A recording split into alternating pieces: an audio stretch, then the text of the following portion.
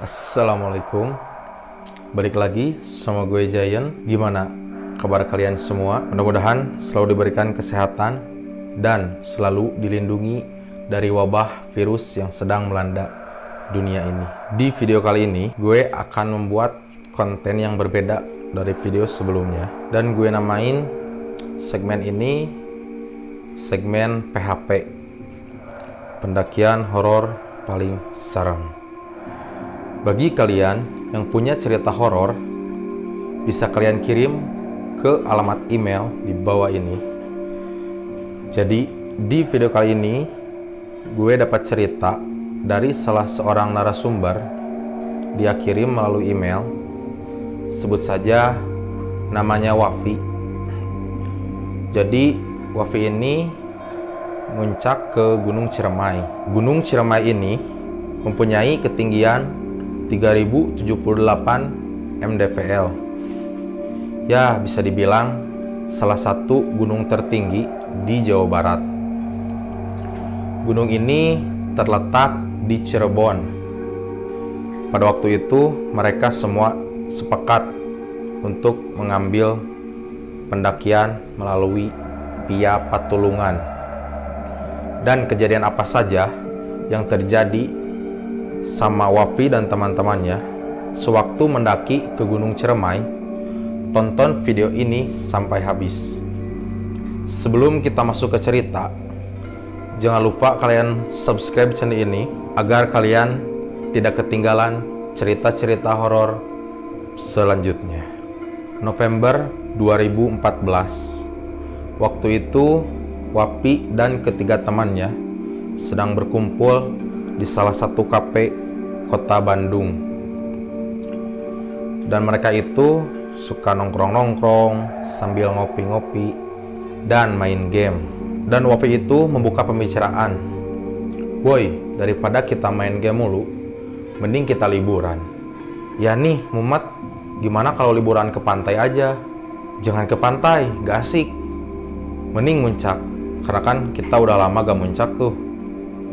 Sebenarnya mereka ini pernah beberapa kali naik gunung di Jawa Barat. Ya udah, gue setuju kalau mendaki. Udah hampir 1 tahun nih kita gak naik gunung. Gue mah ikut aja. Lu Dre gimana? Mau ikut gak? Emang mau muncak ke gunung mana? Gimana kalau kita ke Gunung Salak? Jangan ke Gunung Salak, treknya terlalu ekstrim. Gimana kalau Ciremai? Ya udah, akhir pekan ini kita muncak dan berangkat Jumat sore. Gimana, setuju gak? Nah, dari sekian banyak perbincangan itu, mereka setuju untuk muncak ke Gunung Ciremai. Hari Kamisnya, mereka semua berkumpul untuk menyiapkan peralatan pendakian. Ada yang sewa tenda, matras, sleeping bag, carrier, dan lain-lain. Setelah berbincang-bincang, mereka pun membeli persiapan logistik buat pendakian nanti. Jadi mereka ini dibagi 2 tim. Wapi sama Rega sewa alat-alat pendakian. Aldi dan Andre belanja buat keperluan logistik. Setelah semua terkumpul, langsung di packing ulang. Dan setelah itu mereka pulang ke rumah masing-masing. Keesokan harinya mereka semua berkumpul setelah sholat Jumat. Waktu itu berkumpul di rumah Rega untuk berangkat ke Cirebon. Jadi mereka itu berangkat naik motor. Sekitar jam 2 siang mereka berangkat dari Bandung ke Cirebon. Tak lupa sebelum berangkat mereka berdoa terlebih dahulu. Di tengah-tengah perjalanan, Aldi meminta berhenti karena pengen buang air kecil. Nah, kebetulan di depan ada warung kecil di pinggir jalan. Setelah itu mereka memesan kopi sambil beristirahat. Setelah mereka bayar ke pemilik warung, tiba-tiba pas mau berangkat untuk melanjutkan perjalanan, mereka ini ditegur sama kakek-kakek. Dia bilang, "Mau ke Ciremai ya?" "Iya kek, bener, kami mau mendaki ke Ciremai." "Bener kek, kakek ini dukun atau makhluk apa? Kok bisa tahu?" sambil ketawa. Shh, jangan ngomong gitu. Gak baik. Saya minta maaf kek atas ucapan teman saya tadi. Ya udah, hati-hati. Nanti pas mau pendakian, jangan lupa kalian berdoa, jaga sikap, etika, dan sopan santun. Dan semoga kalian semua selamat. Rega bilang dalam hati, kok kakek-kakek ini bisa ngomong gitu? Ya kek, saya pasti hati-hati. Terima kasih. Nah, si Aldi ini memang sifatnya jahil dan tengil. Ya, bisa dibilang dia paling bandel dari semua teman-temannya itu. Lanjut ke cerita. Kakek itu melanjutkan perjalanannya dan kami pun siap untuk berangkat. Dan si Rega ini penasaran pas dia lihat ke belakang. Kakek-kakek itu menghilang. Rega bilang dalam hati, ini pertanda buruk atau pertanda baik ya? Wallahu a'lam. Singkat cerita, mereka sampai ke base camp Ciremai sekitar pukul 6 kurang. Pas sampai base camp, mereka langsung tuh mengurus si Mangsi dan adzan pun tiba. Mereka semua sholat maghrib. Setelah beres sholat maghrib, Adi bilang, yakin muncak malam-malam nanti banyak setannya loh. Shh, jangan ngomong sembarangan.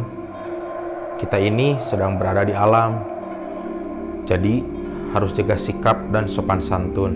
Ya udah, maaf deh, gue kan bercanda. Gak lucu lu, Di. Ya udah, ayo kita jalan sekarang. Mereka mengawali pendakian pukul 18.40. Wafi sebagai leader dan Rega sebagai sweeper. Nah, hari itu cuma ada pendakian mereka saja dan tidak ada pendakian lain yang muncak ke Gunung Ciremai. Mereka semua terus berjalan dari base camp ke pos 1 dan alhamdulillah tidak ada gangguan apa-apa. Dari base camp ke pos 1 itu memakan waktu kurang lebih 2 jam. Pas sampai di pos 1, mereka semua beristirahat sambil makan-makan cemilan dan sebatang rokok. Setelah itu, mereka mulai perjalanan. Dari pos 1 menuju pos 2, si Adi ini melihat sosok tinggi besar, matanya itu keluar dan mukanya itu sangat hancur. Dia kaget dan si Aldi ini teriak, "Woi, itu apaan anjir? Serem banget. Ada apa, Di? Lu lihat apa?" Di situ Wapi, Andre, dan Rega tidak melihat apa-apa. Sedangkan si Aldi ini terus berteriak-teriak, "Istighfar lu, Di. Jangan ngomong macam-macam. Ayo kita semua baca doa sebisa kita saja." Dan alhamdulillah si Aldi ini sudah tidak ketakutan lagi. Singkat cerita, mereka semua jalan terus hingga akhirnya sampai di pos 2. Pos 2 ini pos kuta. Dari pos 1 ke pos 2 memakan waktu 1 jam. Tetapi normalnya bisa kalian tempuh sekitar 30 menit. Lanjut ke cerita. Dari pos 3, mereka ini merencanakan buat ngecamp. Dan Wafi bilang, "Mau camp di mana nih?" "Di pos 3 aja. Nanggung kalau di sini." Mereka pun semua sepakat untuk ngecamp di pos 3. Setelah sampai di pos 3, langsung bagi-bagi tugas buat bikin tenda. Jadi Wapi sama Andre bangun tenda dan si Aldi sama si Rega ngambil ranting-ranting pohon atau kayu buat bikin api unggun.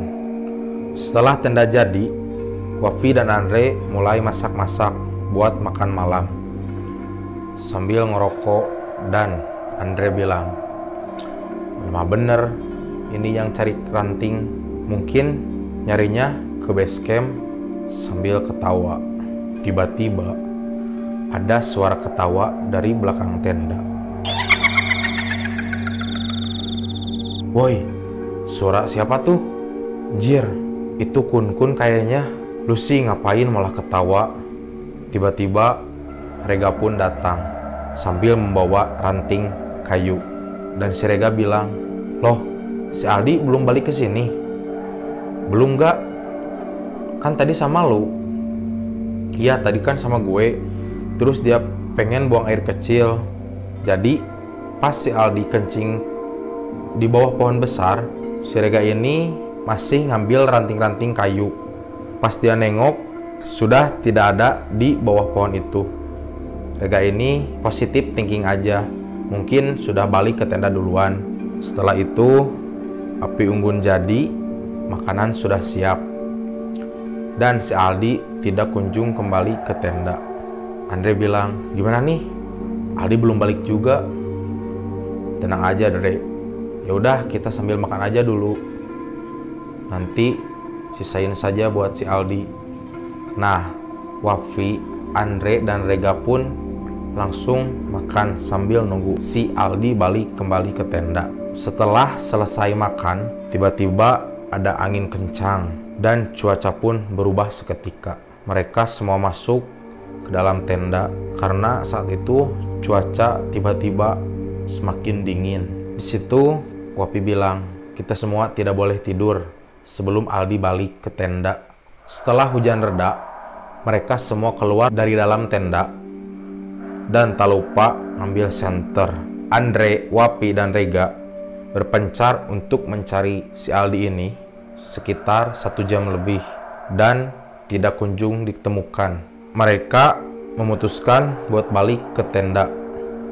Pas sampai di tenda, Wafi, Andre, dan Rega beristirahat di depan tenda sambil mencoba kembali menyalakan api unggun. Mungkin karena faktor kelelahan, mereka semua pindah ke dalam tenda.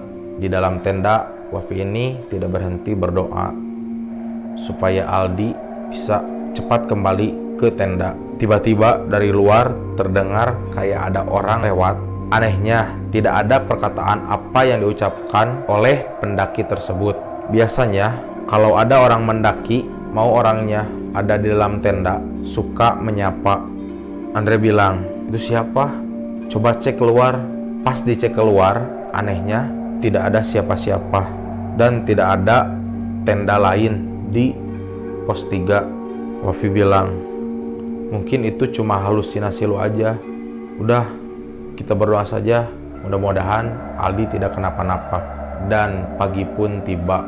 Di situ Wafi tidak tidur dan membangunkan Andre. Woi, Dre, bangun. Setelah mereka semua bangun, mereka menyiapkan makanan dan membereskan tenda dan semua peralatan. Wafi bilang, ayo kita berdoa sebelum perjalanan. Kali ini kita semua mudah-mudahan bertemu sama Aldi. Dan mereka mulai perjalanan sekitar pukul 8 pagi. Wafi sebagai leader dan Rega sebagai sweeper. Sekitar 30 menit dari pos 3, Rega melihat di pinggir jurang ada orang yang sedang berbaring. Rega bilang, woi, berhenti, ada apa lagi gak? Itu ada orang pinggir jurang. Semuanya langsung lari dan menghampiri orang tersebut. Benar saja, orang itu adalah Aldi. Alhamdulillah, akhirnya ketemu juga. Rega pun bilang, woi, bangun Di. Dan si Andre ini mengeluarkan air, lalu menyiramkan air tersebut ke mukanya si Aldi. Woi, apaan nih? Gue lagi enak-enak tidur malah disiram. Lu kemana aja semalam? Aldi bingung dan Aldi jawab, gue kan semalam tidur di tenda sama lu semua. Wapi memotong pembicaraan. Udah, jangan dibahas. Yang penting kita semua sudah bertemu dengan Aldi. Lapar gak lu, Di? Sambil memberikan makanan ringan dan sebotol air mineral.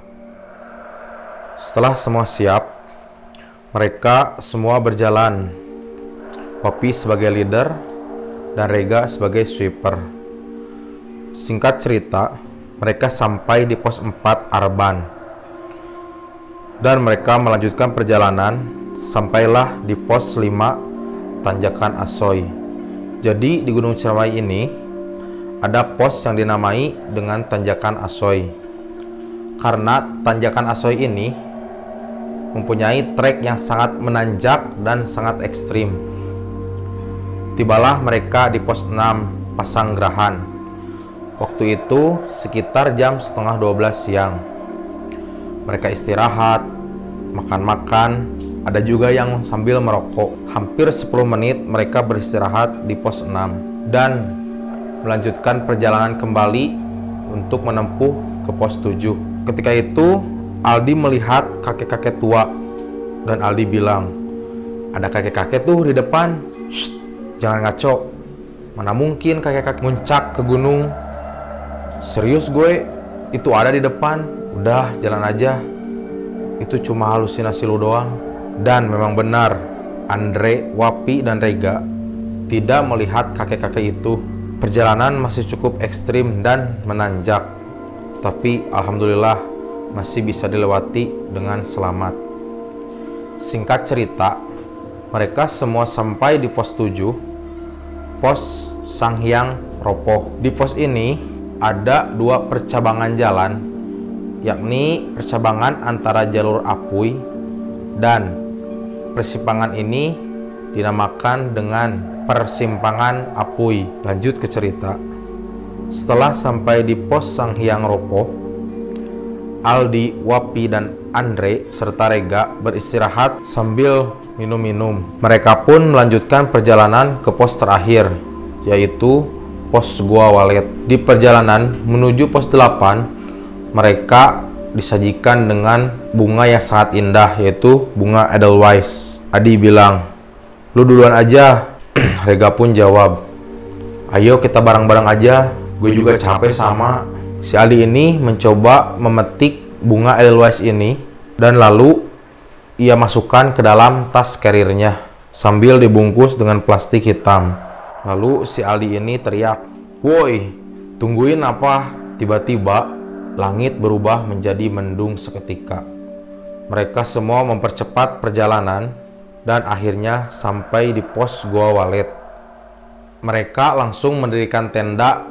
Nah, sekarang yang bikin tenda itu Aldi dan Rega. Wapi dan Andre mencari ranting kayu. Setelah tenda dibangun, Aldi dan Rega masak-masak buat makan siang. Waktu itu lumayan banyak bawa logistik. Wapi dan Andre pun balik ke tenda buat siap-siap makan. Cuaca sore itu mendung, angin kencang, tapi alhamdulillah tidak hujan. Setelah mereka makan, mereka pun sholat. Setelah sholat, mereka berfoto-foto dan mereka pun semua kedinginan. Dan si Andre ini terkena hipotermia, tapi alhamdulillah tidak terlalu parah. Wapi, Rega, dan Aldi masih di luar tenda. Tiba-tiba si Andre yang sedang berada di dalam tenda terdengar suara. Andre bilang dalam hati, "Anak-anak semua pada di depan. Ah, mungkin cuma perasaan gue aja." Malam pun tiba. Sekitar pukul 10 malam, mereka semua tidur dan istirahat. Dan persiapan buat keesokan harinya, summit attack. Tiba-tiba jam 1 malam Aldi bangun dan pengen buang air kecil. Waktu itu si Aldi membangunkan si Rega. "Gak, bangun. Gue pengen kencing nih. Lu tinggal keluar aja di pinggir tenda." "Ayo gak, gue takut. Gue bukan takut setan, tapi gue takut binatang buas." "Shh, jangan ngomong sembarangan lu." Udahlah, si Rega ini bangun dan nganterin si Aldi keluar dari tenda. Pas keluar dari tenda, Aldi ini melihat banyak pendaki yang bangun tenda di pos Gua Walet ini. Cukup bangun 10 tenda. Si Aldi ini merasa senang. Singkat cerita, Aldi pun telah membereskan hajatnya.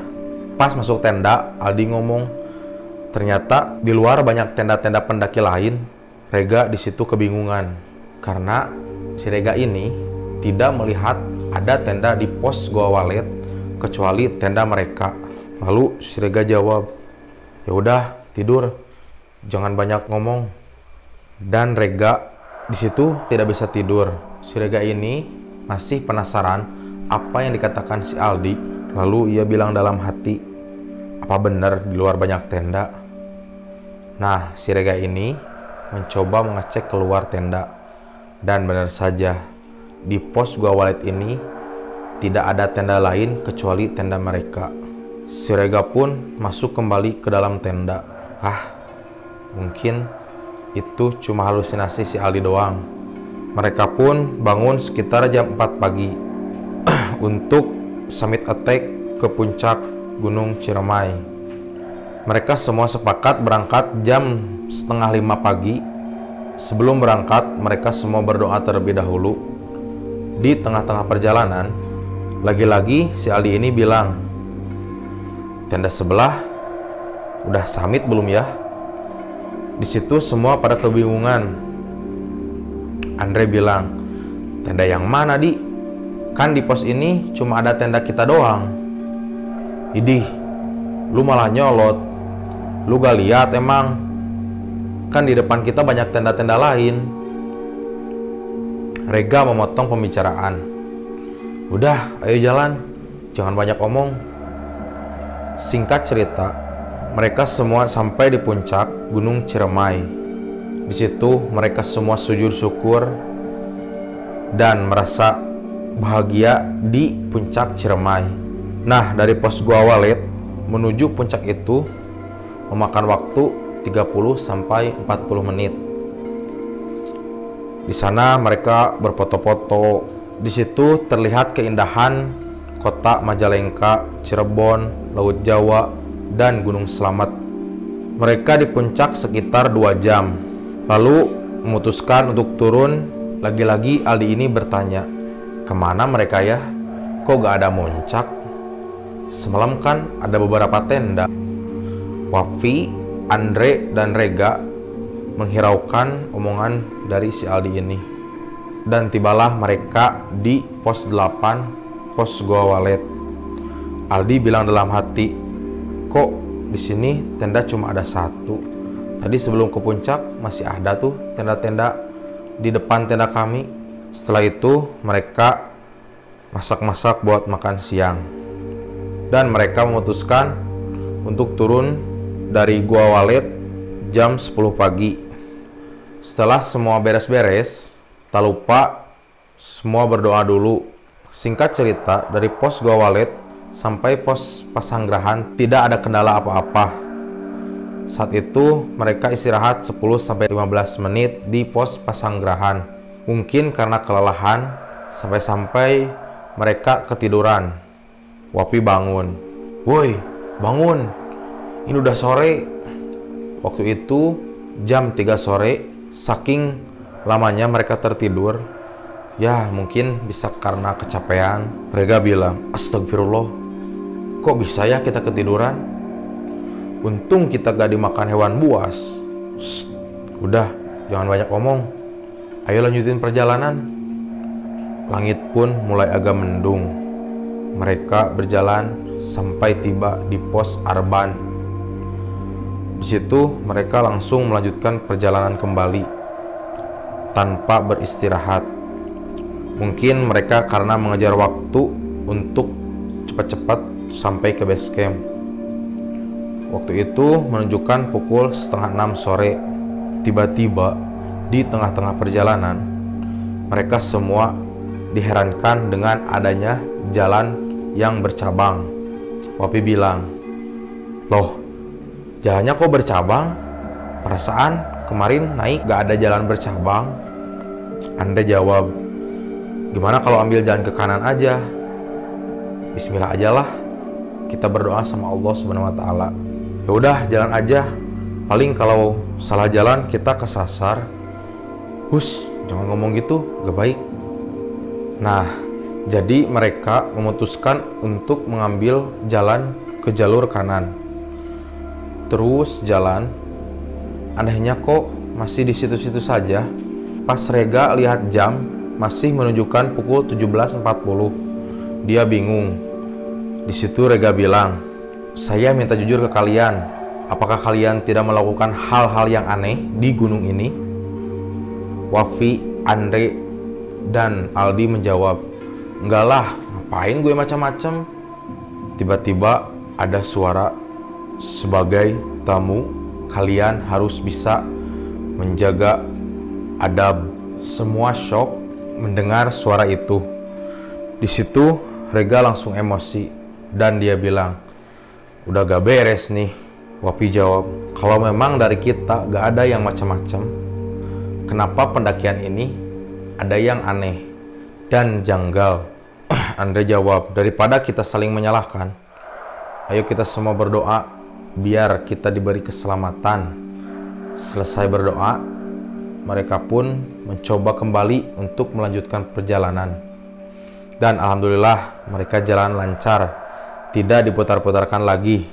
Terus mereka berjalan, tiba-tiba di perjalanan itu mereka dihadang dengan dua sosok tinggi besar, mukanya hancur, matanya melotot. Rega bilang, sial, baru kali ini gue lihat beginian. Udah, sekarang jujur aja, siapa di antara kita yang bikin ulah di gunung ini? Di situ Rega udah emosi, sampai-sampai Rega ini menghantamkan tangan ke tanah.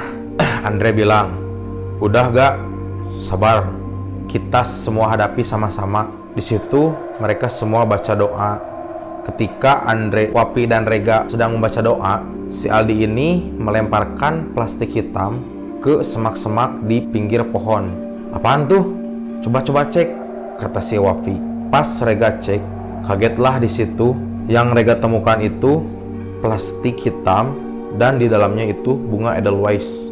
Marahlah di situ si Rega. Siapa yang melempar ini? Di situ Aldi jujur, gue, si Rega ini tidak terkontrol lagi emosinya. Anjir lu, bikin ulah mulu. Pantes aja pendakian ini banyak yang ganggu dan janggal. Semua karena ulah lu, anjing.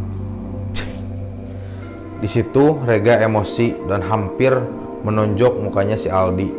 Lalu Wapi dan Andre menenangkan mereka berdua.